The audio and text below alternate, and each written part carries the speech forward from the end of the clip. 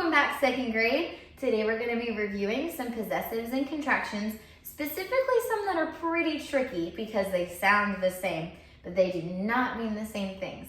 So let's get started.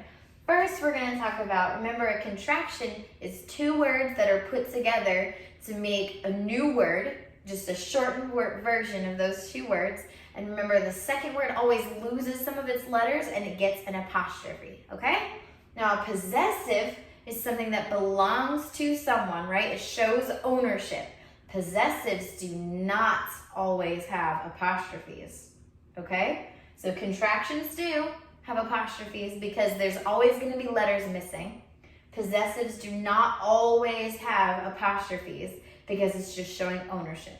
All right, so let's make some connections and see if we can figure out which of these words are possessives and which of these words are contractions. So let's start with their. That is their house down the street. What do you think? Would this be a possessive or a contraction? It would be a possessive because it shows ownership. That is their house down the street. There's no apostrophe, so that's how we know that it's a possessive. What about its? It's your job to answer whether this is a possessive or a contraction. Its. So look closely. Is there an apostrophe in this word? Yes, there is. So this is a contraction of it is. It is your job to answer this question. It's your job to answer. So that is a contraction. All right, last one for this side. Your mom is very kind. What do you think? Is this a possessive or a contraction? Look closely. Do you see an apostrophe? No, you don't. So that means it's a possessive. Your mom, the mom that belongs to you. Good job, guys. Let's tackle these on the other side.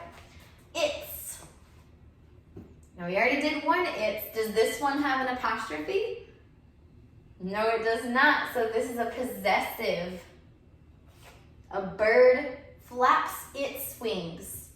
This is its because the wings belong to the bird in that scenario. Okay, so the next word is their. They're not going to the movies tonight. Their. Do you see an apostrophe? Yes, so this one is a contraction. And the two words in this contraction would be they are. Very good. They are not going to the movies tonight. They're not going to the movies. Good job. Last word, your. You're an awesome student. Do you see an apostrophe? Yes, so this one is also going to be a contraction. You are an awesome student. I'm so proud of you guys.